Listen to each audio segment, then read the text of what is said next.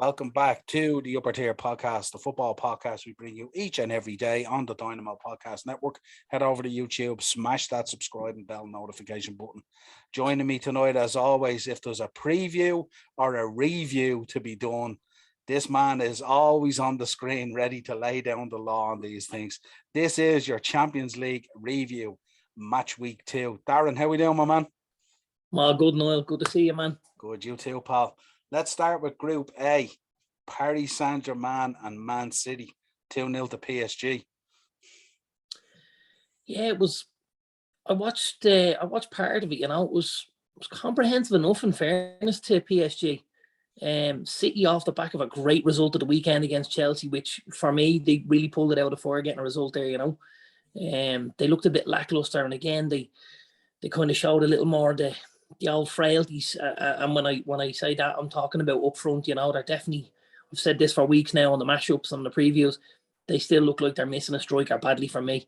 And I think ultimately this season that could cause them to either come up short either in the league or in Europe, because all around the pitch, you're looking at them and you're thinking they've got it everywhere, but up front they're very, very light, man. Yeah.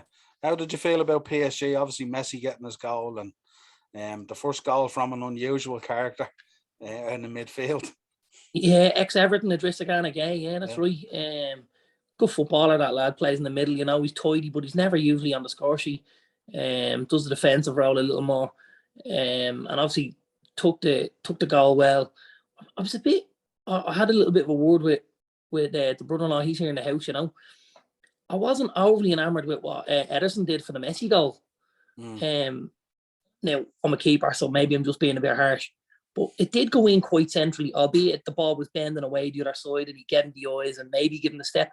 But I mean, it certainly wasn't in the side net and it wasn't in the corner of the goal. It's quite central when the ball goes in. I kind of thought, is that a little bit of a... But I might be just being picky, I thought PSG looked okay. I think they'll play better, but, they probably won't get many better results, put it that way. What about the surprise package? I mean, we did say earlier in the year or earlier in the season when we previewed the Champions League as a whole, we were worried a little bit about Leipzig, and it's come to fruition, isn't it? Really, Bruges picking up a 2-1 win against Leipzig at home in Germany. Yeah, they're in trouble. I don't think you can keep selling the kind of quality that they've been selling on a regular basis for the last couple of years. And then lose, your figurehead Nagelsmann there at the top and still compete at the top table. They're struggling in Germany and now they're struggling in Europe, and I don't see them pushing the top 2 at all now, I have to be honest with you. Yeah. What you're thinking in terms of this group? Are you still looking at PSG and Man City to qualify? Yeah, absolutely, yeah. I think City have Bruges next, don't they? They have the home and away legs against Bruges. Yes. You'd find it hard to believe they won't pick up 6 points from that. And PSG, I'd imagine they'll pick up minimum 4 against Leipzig, and then they'll have their game against Bruges. And so it's going to be City and PSG all the way here. It's just who finishes top and who finishes second, But again, they'll both be through to the knockout stages for me. Yeah, I'm looking at it again, the way things are starting to pan out, the landscape in the tournament. And sometimes people say, okay, if you top your group, you might get the easier draw. Yeah. It's not panning out this way again, is it really? No, there's a couple of big teams sitting in second places, and they could cause trouble for teams that have topped their group in the later stages, Yeah, absolutely. Let's move on. Group B.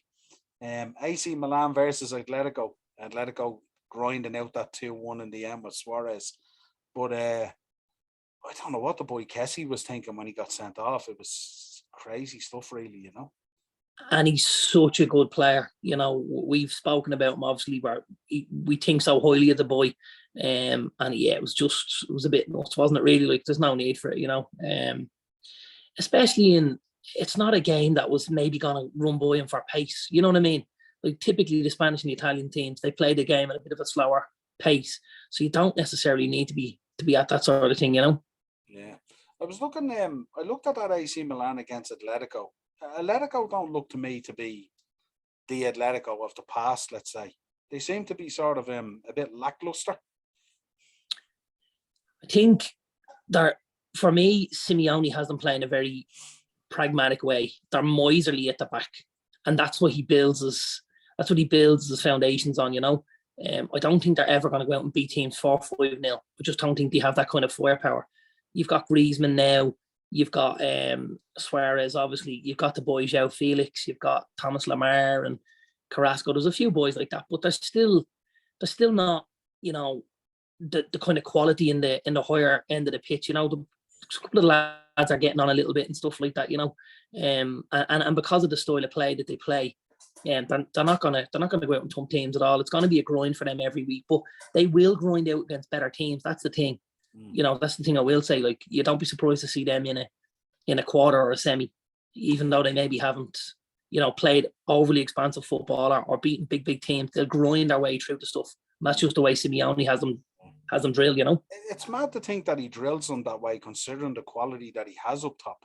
Like, you think about Suarez, João Felix, Griezmann back there again. You know what I mean? When you have these type of players, why play such a pragmatic style? It's very, very strange.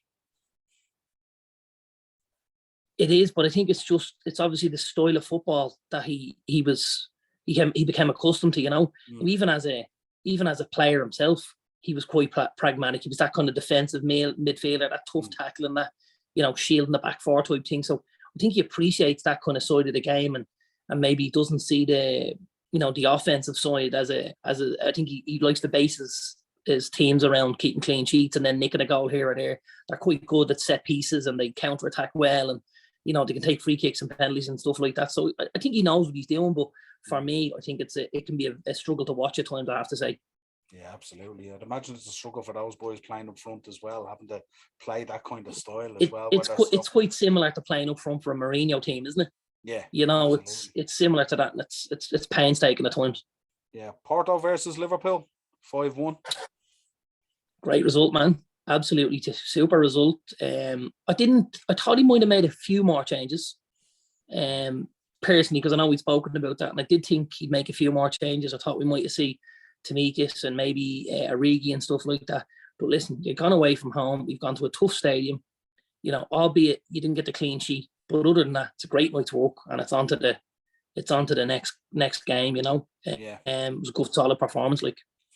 Yeah, I was surprised as well he didn't ring more changes as well, especially on the back of the Brentford game. But then I suppose Dean made a point as well in the reaction to the game, was that it was important to put those boys back in there again to right that wrong, to set them up for the big game against City on Sunday. So I suppose I could see where he's coming from both sides. But yeah, absolutely. It was certainly Liverpool 2018-19 laying down a marker, wasn't it? Yeah, it was 100%. Yeah, definitely. I don't think you're not expecting any surprise in this group. Are you thinking Liverpool and Atletico? Yeah, I think it'll be Liverpool and Atletico. Yeah. And listen, here's the thing: Porto aren't that bad a side. Don't be surprised if they have a little say in who makes it into second. They could cause trouble for Atletico. Now, listen, on the other night's basis, but I think that was as much about how well Liverpool played as opposed to how badly Porto played. Yeah, we all know Liverpool on that night can just blow teams away because of the style of play they have. Yeah, they also lost their two centre halves. In fairness, one to injury, and then Pepe was a late withdrawal, wasn't it? And then Otavio went off injured as well. So we have to allow for that as well. You know what I mean? So that I don't think Porto, looking at that match the other night, they're not as bad as that match reflected them. I think we seen Liverpool at the height of it, and we seen Porto at the worst of it. Really, you know what I mean? But somewhere in between is where they probably lie. Let's move on. Group F, your own group, obviously. Start off, Atalanta 1-0 against Young Boys. Typical kind of sort of Italian result, really, isn't it? Although Atalanta had been scoring for fun last season in the Champions League, but this year they look like they're a bit more stingy.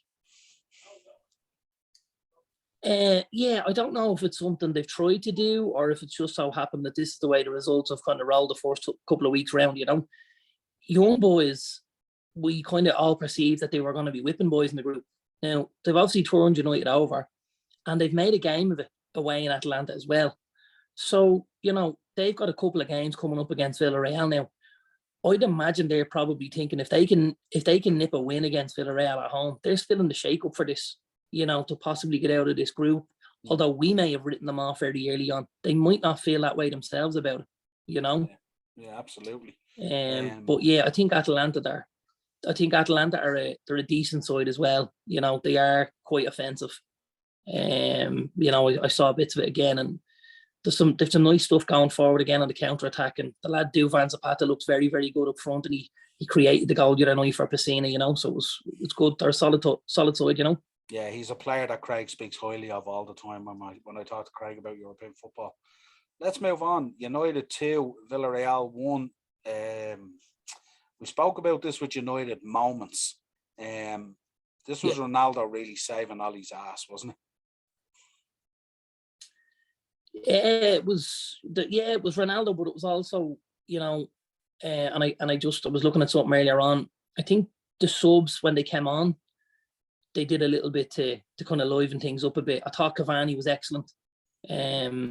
Again, you don't need to come on and score 4 goals to be very, very good. You've got to affect the play, and I think he injected, you know, a little bit of movement up front that maybe was lacking in the first half and stuff like that.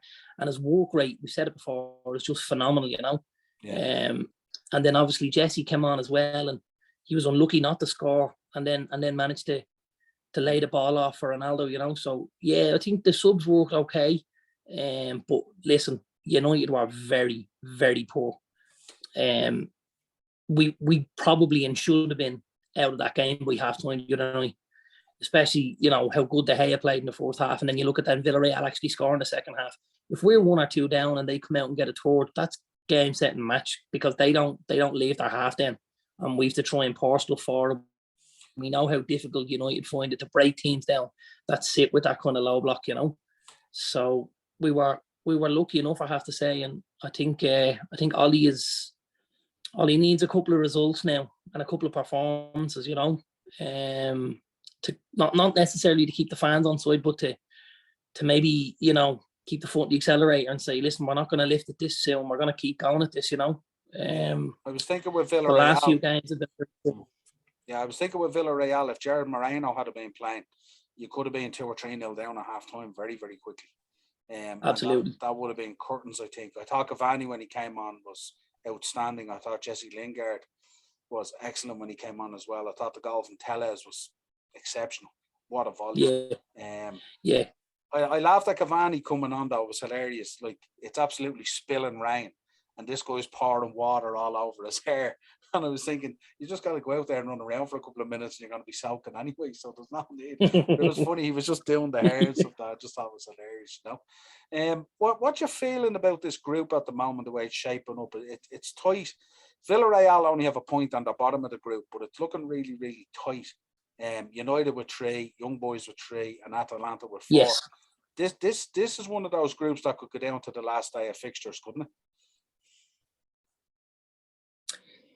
Yeah, it absolutely could. I think the only saving grace for United is our last game is home to Young Boys. So we've 3 games now, 3 big games. We've home away against Atalanta, and then we've away against Villarreal, where for me we need to be looking for, you know, minimum a win and 2 draws. That'll get you up on 8 points, and then hopefully the win at home will get you to 11, and that should see us through. But I mean, anything other than 5 points from them 3 games, and, you know, we could be in trouble here again.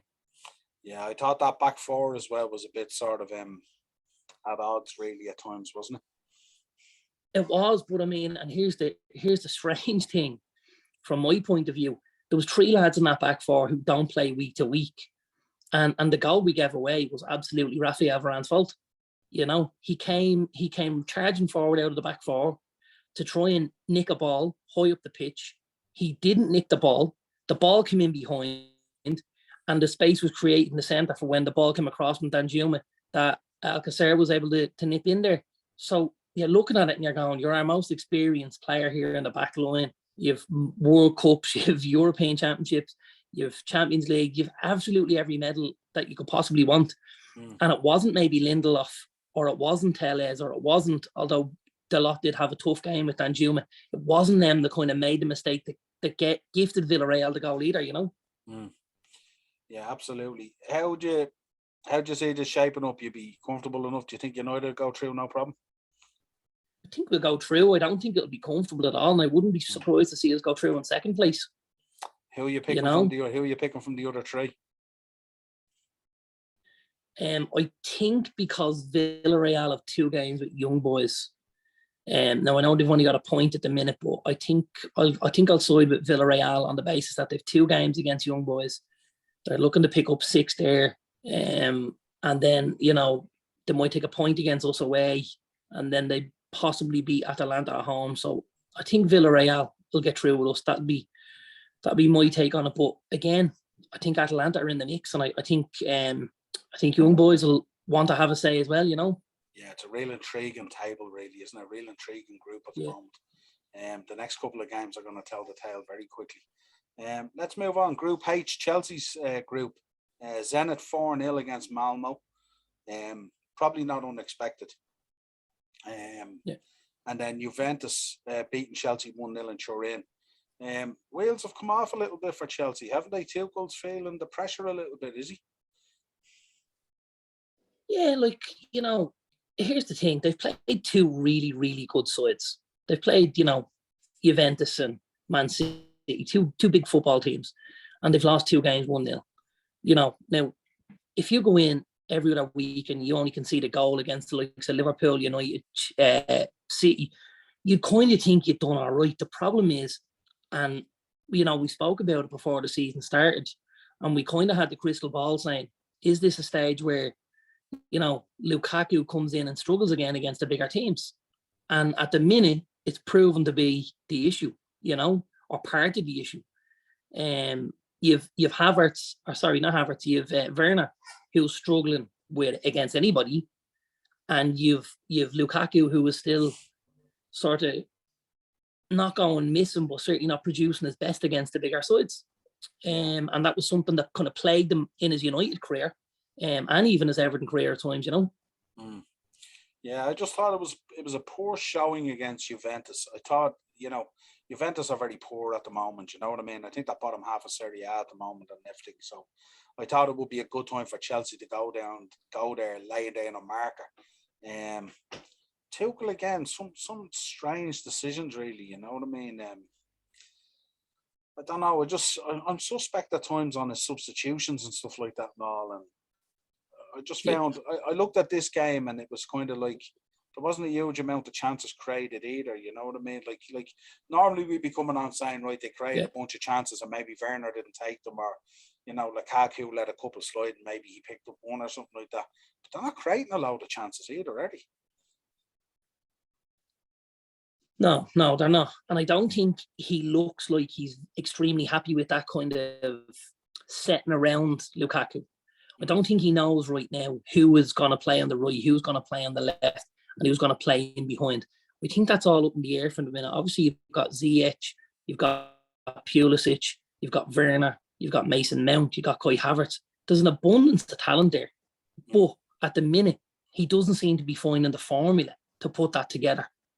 And I think that's something that they're going to have to do if they want to mount a challenge on both fronts, because we talked about Chelsea a couple of weeks ago and saying, you wouldn't be surprised to see them win a double. Well, on the basis of the last 2 weekends, you would be surprised seeing them winning the double, you know what I mean? Obviously, City beating them and Juve then. The one thing I will say about Juve, I know we're talking about maybe they're a big club that are maybe on the rebuild and they're in the bottom half of Serie A. They know how to play European football. It's kind of, it's just in them. And they're very astute, even, the time wasting, the defense, everything is just, they played the football a very, very kind of, a very simple kind of a way to not kind of trip themselves up in games, and again, for me, another little comment on that is the boy Chiesa is adding to this reputation all the time. Really, really looking like a serious footballer. I know the Premier League, couple of Premier League teams are probably keeping their eye on him. I think you guys might have been linked with him during the summer, maybe, or something like that. But he's a serious baller. This kid, he's one of the best Italian footballers to be around in a long time, especially in the upper end of the pitch. You know what I mean? Yeah, we also focus. I mean, we talk week on week about the Premier League and having to visit these grounds, these old grounds and stuff like that. And going to Turin and trying to get a result is a tough job at the best of times, Yeah. It's a very tough place to go. But I don't see Absolutely. You don't see Zenit causing a problem here, do you? It's definitely Chelsea and Juventus going through, isn't it? No, this is Chelsea and Juventus, and I probably see Chelsea topping the group even still, But yeah, it'll be Chelsea and Juventus all the way. Yeah, it should be interesting anyway. Well, anyway, this has been your Champions League review. Now we're having to go off into an international break after this weekend's Premier League action, which depresses us even more. So I don't think Champions League action, I don't think is back again until I think it's the week of the 18th and the 19th of October. 3 weeks. Yeah, I think that's when we're back. It's going to be a very That's right, because Liverpool United are on the Sunday, obviously. Yeah, we've got Atletico. Liverpool United are on the 20. Liverpool United are on the 24th. Yeah, we're the Sunday after the Champions League game back from the international break, Yeah, we've Atletico away that day. We're away in Atlanta, I think. Okay. That should be interesting. No, I'm wrong, actually. We're home against Atlanta. Home. Yeah, absolutely. Yeah, you'd be home. We're home against Atlanta, and then we're home against you lads at 4:30 on the Super Sunday game. Yeah, I would hope that'd be a handy 6 points for us that week anyway. So, but we'll see what happens. Should be. The way we're playing, I mean, you might get 12 out, but not just 6. With a bit of luck. Well, listen, a pleasure as always reviewing the action. And roll on the 18th and 19th of October, because this seems to be going to be a very long international break by the sounds of things. Till next time, head over to YouTube, Dynamo Podcast Network. Of course, drop your comments into the episode if you agree or disagree with us. Can Zenit go through? Who knows? Will Bruce pull an upset? Who knows? As always, if you want to contact the show at _upper_tier on Twitter, or you'll get us on Facebook and Instagram, the Upper Tier. Darren, a pleasure as always.